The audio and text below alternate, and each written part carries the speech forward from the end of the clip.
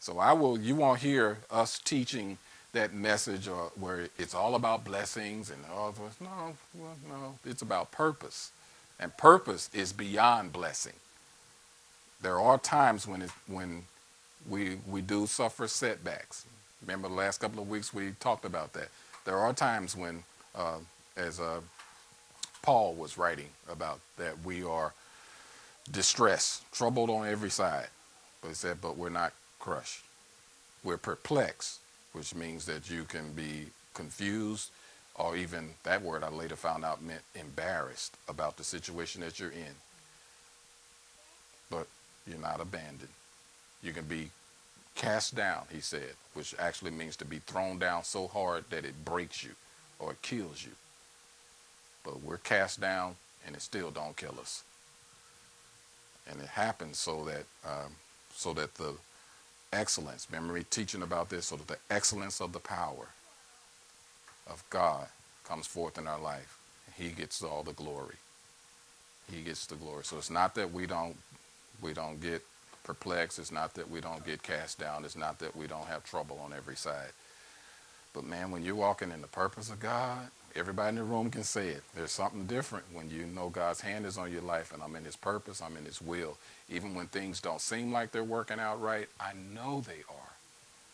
I know they are. It's like you just finally get to this place where you're just convinced, God, I know you're doing something. I know something's going on behind the scenes on my behalf. I can't see it. I can't feel it. God, I'm not feeling you right now with why you letting this happen to me. But I know you. I know your character. Lord, I know that I can trust you. You're still making all things work together for my good. And sometimes it's hard to believe that all things are working together for our good, because some of the things that are happening to us are the result of even choices that we made.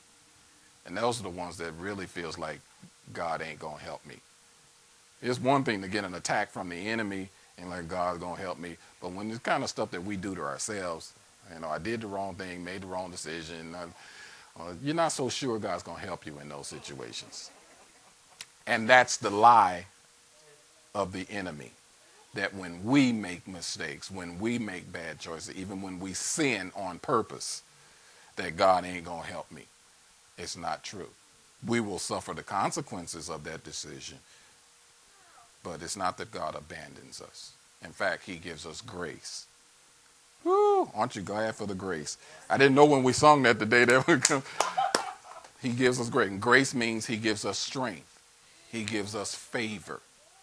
And look at what's happened in all of our lives. I'm hearing your testimonies today. Did any of us do anything to deserve that kind of favor? To deserve that kind of job opening? To deserve that kind of favor from a boss or a co-worker that they would just suddenly take a liking to you? It wasn't me. Especially in some cases, like, well, I ain't really want the job anyway. I ain't really want to go there. But I didn't really want to have to do this.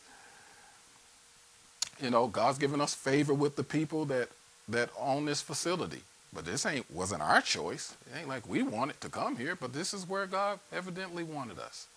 So he gave us favor. And I can say, aren't you all so glad to be walking in the favor of God, in the purpose of God? I'm not where I ain't all of what I'm supposed to be, but Lord, thank God I ain't what I used to be.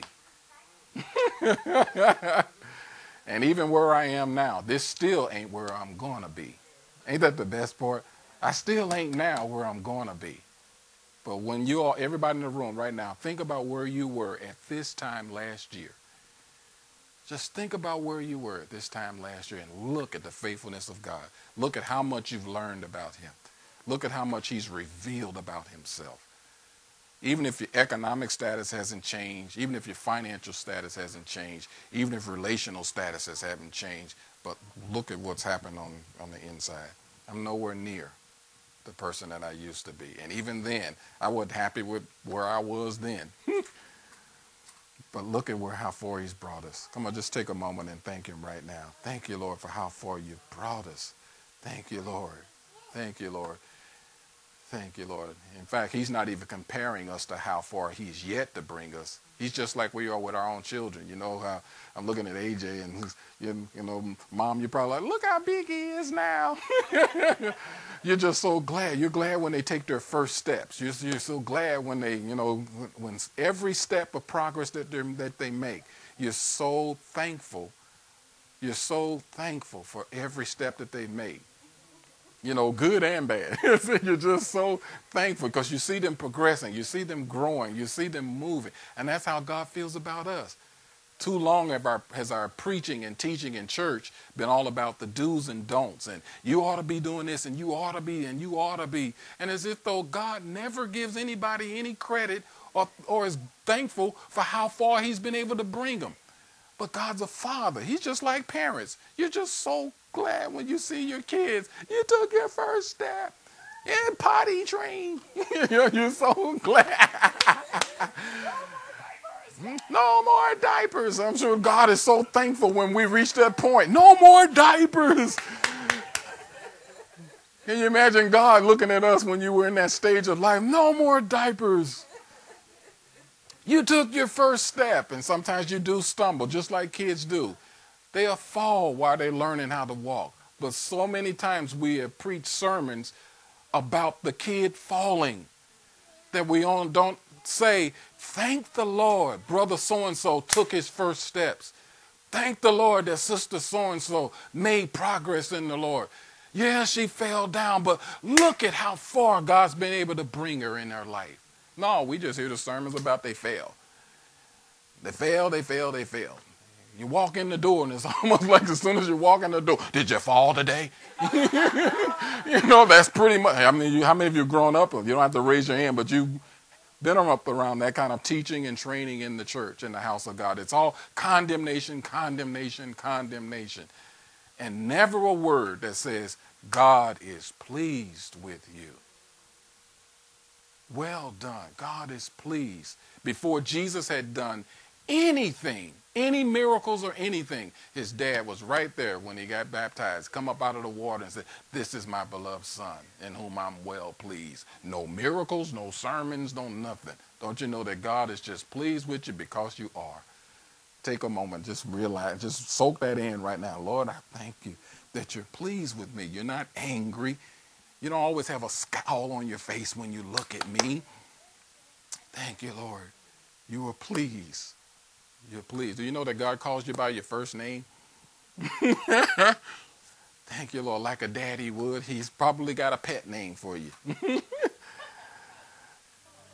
That's just yours.